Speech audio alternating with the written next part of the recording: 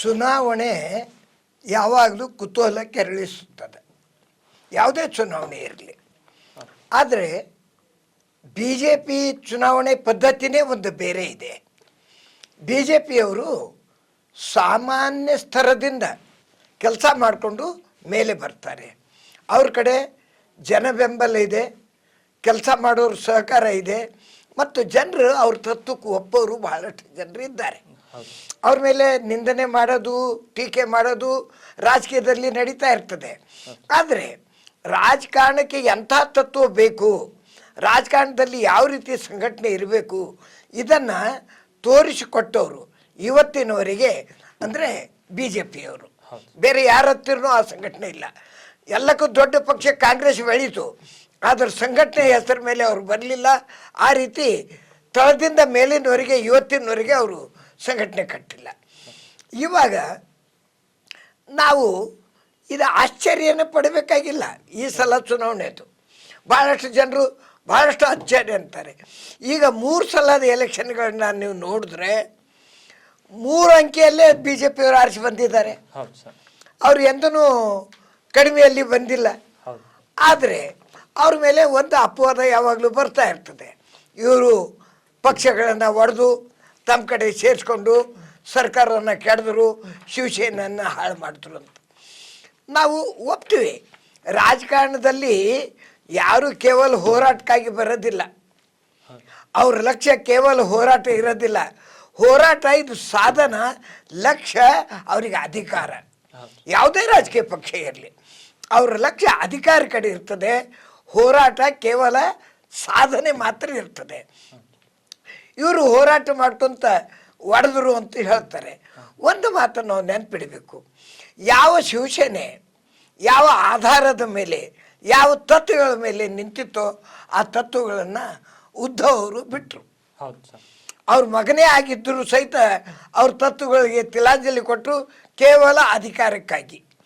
ಬಾಳಾ ಸಾಹೇಬರು ಯಾವಾಗಲೂ ಹೇಳ್ತಿದ್ರು, ನಾನು ಸಾಯುವವರೆಗೆ ಅವ್ರ ಮನೆ ಬಾಗಿಲಿಗೆ ಹೋಗೋದಿಲ್ಲ, ಎಂದು ಅವ್ರ ಬಾಗಿಲಿಗೆ ಹೋಗೋ ಸಮಯ ಬರ್ತದೆ, ನನ್ನ ಅಂಗಡಿ ನಾನು ಮುಚ್ಕೊಳ್ತೀನಿ ಅಂತ ಹೇಳ್ತಿದ್ರು. ಇಂಥ ಒಂದು ಮಹಾವಾಕ್ಯ ಹೇಳಿದಂಥ ಅವರ ಸುಪುತ್ರ ಅವ್ರ ಕಾಲಿಗೆ ಬಿದ್ದು ಸರ್ಕಾರ ಮಾಡೋ ಪರಿಸ್ಥಿತಿ ಬಂತು. ಇದು ಜನರು ನಿರೀಕ್ಷೆ ಮಾಡ್ತಾರೆ. ಇವತ್ತು ಏಕನಾಥ್ ಶಿಂದೆ ಅವರು ಬಾಳಾ ಸಾಹೇಬ್ರ ಮಗ ಅಲ್ಲ, ಆದರೆ ಅವರು ತತ್ವಗಳನ್ನು ಹಿಡ್ಕೊಂಡು ಮಗನಕ್ಕಿಂತಲೂ ಹೆಚ್ಚಿನ ಹೆಸರನ್ನು ಅವರು ಗಳಿಸಿದ್ರು. ಏಕನಾಥ್ ಶಿಂದೆ ಅವರಿಗೆ ಬೆಂಬಲ ಸಿಕ್ಕಿದ ಕಾರಣ ಅಷ್ಟೇ, ಜನರ ಬೆಂಬಲ ಸಿಕ್ತು. ಅವಾಗ ಎಲ್ಲರಿಗೂ ಅನ್ನಿಸ್ತಿತ್ತು ಇವರೇನು ಹೋಗಿದ್ದಾರೆ ಚುನಾವಣೆಯಲ್ಲಿ, ಎಲ್ಲ ಜನರು ಉದ್ಧವ್ರ ಕಡೆ ಬರ್ತಾರೆ ಅಂತ. ಆದರೆ ಜನರು ಯಾರ ಮಗ ಎಂಬುದನ್ನು ನೋಡಿಲ್ಲ, ಯಾವ ತತ್ವದ ಮೇಲೆ ಇದು ಇದೆ ಎಂಬುದನ್ನು ನೋಡಿದ್ರು. ಅದರಿಂದ ಅವರು ಬಂದರು. ಮತ್ತೊಂದು ಇಲ್ಲಿ ಇವಾಗ ಫಡ್ನವೀಸ್ ಅವರು ಮುಖ್ಯಮಂತ್ರಿ ಆಗಿದ್ದಕ್ಕಿಂತ ಮೊದಲು ಕೆಲವರು ಊಹಾಪೋಹಗಳನ್ನು ಮಾಡ್ತಾ ಇದ್ರು. ಅದು ಸರಿ, ನಡೀತಾ ಇರ್ತದೆ. ಏಕನಾಥ್ ಶಿಂದೆ ಅವರ ನೇತೃತ್ವದಲ್ಲೇ ಚುನಾವಣೆ ನಡೀತು. ಯಾಕೆ ನಡೀತು? ಅವರು ಮುಖ್ಯಮಂತ್ರಿ ಆಗಿದ್ರು, ಅವರು ಲೀಡರು ಇದ್ರು ಅಂತೇಳಿ ಅಲ್ಲ, ಅವರು ಮುಖ್ಯಮಂತ್ರಿ ಆಗಿದ್ರು. ಯಾರು ಮುಖ್ಯಮಂತ್ರಿ ಆಗಿರ್ತಾರೋ ಅವ್ರ ನೇತೃತ್ವದಲ್ಲೇ ನಡೀತದೆ. ಆ ರೀತಿ ರಾಜಕೀಯ ವಿಮರ್ಶೆಯನ್ನು ನಾವು ನೋಡಬೇಕಾದ್ರೆ ಪವಾರ್ ಇವ್ರಿಗಿಂತಲೂ ಪವರ್ಫುಲ್ ಅಂತ ಹೇಳ್ಬೋದು. ಯಾಕಂದರೆ ಅಂತ ತನ್ನ ಭೀಷ್ಮ ಪಿತಾಮಹ ಅಂತ ಇರ್ತಕ್ಕಂಥ ತನ್ನ ಕಾಕನ್ನ ಒಡೆದು ಹೊರಗೆ ಬಂದು ಅವರನ್ನು ಹೆಸರಿಲ್ಲದಂತೆ ಮಾಡಿದಂಥ ಶಕ್ತಿ ಅವನಿಗಿದೆ. ಅದಕ್ಕೆ ಸಮಯದಲ್ಲಿ ಶರದ್ ಪವಾರ್ ಅಂದ್ರೆ ರಾಜಕೀಯ ಭೀಷ್ಮ ಪಿತಾಮಹ, ರಾಜಕೀಯ ಮಹಾರಾಷ್ಟ್ರದ ರಾಜಕಾರಣ ಶರದ್ ಪವಾರ್ ಮೇಲೆ ನಡೀತದೆ ಅಂತ ಹೇಳಿತ್ತು. ಅಂಥದನ್ನು ತಿರುಮುರು ಮಾಡಿದಂಥ ಶಕ್ತಿ ಅವನಿಗಿದೆ. ಅವನಿಗೆ ಯಾವುದೇ ಅಧಿಕಾರ ಇದ್ದಿಲ್ಲ, ಅವನೇನು ಮುಖ್ಯಮಂತ್ರಿ ಆಗಿರಲಿಲ್ಲ. ಆದರೂ ಸಹಿತ ಇವತ್ತು ಶಿಂದೆ ಅವರು ಸಹಿತ ತನ್ನ ಕಾಲದಲ್ಲಿ ಒಳ್ಳೆ ಕೆಲಸ ಮಾಡಿದ್ದಾರೆ. ಆದರೆ ಒಂದು ಮಾತು ನೆನಪಿಡ್ಬೋದು, ಸಂಖ್ಯೆ ಹೆಚ್ಚಿದ್ದು ಫಡ್ನವೀಸ್ ಅವರು ಮುಖ್ಯಮಂತ್ರಿ ಆಗಿಲ್ಲ, ಅವರಿಗೆ ಮಾಡಿದ್ರು. ಆದರೆ ಒಳಗಿನೊಳಗೆ ಅವ್ರು ಏನಾದರೂ ಕುಜುಗುಜು ಮಾಡ್ಬೋದಾಗಿತ್ತು. ಆದರೆ ಅವರು ಪ್ರಾಮಾಣಿಕವಾಗಿ ಉಪಮುಖ್ಯಮಂತ್ರಿಯಾಗಿ ಮೇಲಿನವರು ಹೇಳಿದ ಆಜ್ಞೆಯನ್ನು ಪಾಲಿಸಿ ಅವ್ರಿಗೆ ಸಹಕಾರ ಮಾಡಿದ್ರು. ಒಳಗೆ ಎಲ್ಲಿ ಅಡ್ಗಾಲು ಹಾಕಿಲ್ಲ, ತನ್ನ ಪಕ್ಷವನ್ನು ಸಂಘಟಿಸಿದ್ರು. ಹೌದು ಸರ್. ಇಂಥ ಮಹತ್ವದ ಕಾರ್ಯ ಮಾಡಿದ್ದ ಸಿಂಧು ಇವತ್ತಿನ ದಿವಸ ಮುಖ್ಯಮಂತ್ರಿಯಾಗಿ 3ನೇ ಸಲ ಅವರು ಪ್ರಮಾಣ ವಚನವನ್ನು ಸ್ವೀಕರಿಸಿದ್ದಾರೆ. ಈ ಹೊತ್ತಿಗಾದ್ರೂ ಅವ್ರು ಏಕನಾಥ್ ಶಿಂದೆ ಅವ್ರು ಬರ್ತಾರೆ ಇಲ್ಲೋ ಅಂದರು. ನಿಜವಾಗಿ ನೋಡಿದ್ರೆ ಅವರು ಎಂದೂ ಬಹಿರಂಗವಾಗಿ ಹೇಳಿಲ್ಲ. ಏನು ಮೇಲಿನ ಅಧಿಕಾರಿಗಳು, ನಮ್ಮ ಪ್ರಧಾನಮಂತ್ರಿಯವರು, ಗೃಹ ಮಂತ್ರಿಯವರು ಏನು ಹೇಳ್ತಾರೋ ಅದನ್ನು ನಾನು ಒಪ್ತೀನಿ ಅಂತ ಹೇಳ್ತಾ ಬಂದಿದ್ದಾರೆ. ಆದರೆ ಕೆಲವು ರಾಜಕೀಯ ಜನರು, ಅವ್ರ ಬೆಂಬಲಿಗರು ನಡುವೆ ಏನಾದರೂ ಹೇಳಿಕೆಗಳು ಕೊಡ್ತಿದ್ರು, ಮತ್ತು ಬೇರೆ. ಆದರೆ ರಾಜಕೀಯದ ಇಂಥ ವಿಶಾಲ ಇದು ಸ್ಥಳ ಇದೆ, ಅಲ್ಲಿ ಯಾವಾಗ ಏನು ಆಗ್ತದೆ ಎಂಬುದನ್ನು ಹೇಳೋದಕ್ಕಿಂತಲೂ ಜನರು ಸಹಿತ ನಿರೀಕ್ಷೆ ಮಾಡ್ತಾರೆ. ಪಾರ್ಟಿಗೆ ಯಾರು ಲಾಯಲ್ ಆಗಿದ್ದಾರೆ, ಪಾರ್ಟಿ ಬಗ್ಗೆ ಯಾರಿಗೆ ಅಭಿಮಾನ ಇದೆ, ಪಾರ್ಟಿಯನ್ನು ಯಾರು ಹೇಗೆ ನಡೆಸ್ಕೊಂಡು ಹೋಗಿದ್ದಾರೆ, ಇದನ್ನು ಫಡ್ನವೀಸ್ಗೆ ತುಂಬ ಹೆಲ್ಪ್ ಆಗಿದೆ. ಅವ್ರು ಮೊದಲಿನಿಂದಲೂ ಒಳ್ಳೆಯ ಕಾರ್ಯಕರ್ತ. ಅದಕ್ಕಾಗಿ ಅವರು ಮುಖ್ಯಮಂತ್ರಿ ಆಗಿದ್ದು ಒಳ್ಳೆಯದಾಗಿದೆ.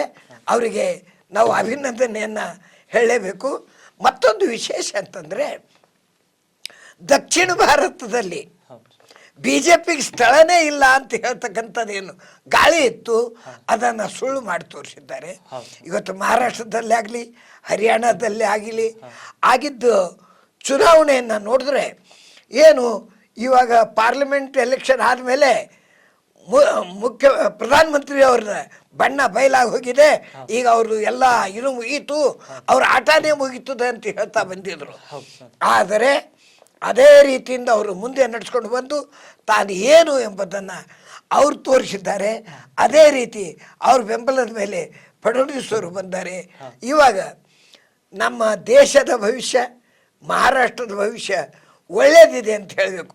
ಈ ರಾಜಕೀಯ ಜನರು ತನ್ನ ಸ್ವಾರ್ಥಕ್ಕಾಗಿ ಏನಾದರೂ ಕಿತಾಪತಿ ಮಾಡಿದ್ರು ಸಹಿತ ಅಲ್ಲಿ ಆಗಿದ್ದು ಒಳ್ಳೆಯದಾಗಿದೆ. ಇವತ್ತು ಬಂದಂಥ ಜನಸಮೂಹ ಎಲ್ಲ ಫೀಲ್ಡ್ದ ಜನ, ಸಿನಿಮಾ ಫೀಲ್ಡ್ನಲ್ಲಿಂದು, ಕ್ರಿಕೆಟ್ನಲ್ಲಿಂದು, ಉದ್ಯಮಿಗಳು, ಸಹಭಾಗಿಯಾದವರು, ಪಕ್ಷದವರು ಮತ್ತು ಎಲ್ಲ BJP ಪಕ್ಷದ ಮುಖ್ಯಮಂತ್ರಿಗಳು ಹಾಗೂ ಕಾರ್ಯಕರ್ತರು ಎಲ್ಲರೂ ಬಂದಿದ್ದು ನೋಡಿದ್ರೆ ಮಹಾರಾಷ್ಟ್ರದ ಭವಿಷ್ಯ ಉಜ್ವಲವಾಗಿದೆ. ರಾಜಕಾರಣದ ಸಲುವಾಗಿ ಯಾರಾದರೂ ತಮ್ಮ ಪಾರ್ಟಿದು ಏನಾದರೂ ಹೇಳ್ಕೊಳ್ಳಿ, ಆದರೆ ನಿಷ್ಪಕ್ಷವಾಗಿ ಹೇಳಬೇಕಾದ್ರೆ ಮಹಾರಾಷ್ಟ್ರದ ಭವಿಷ್ಯ ಒಳ್ಳೆಯದಿದೆ.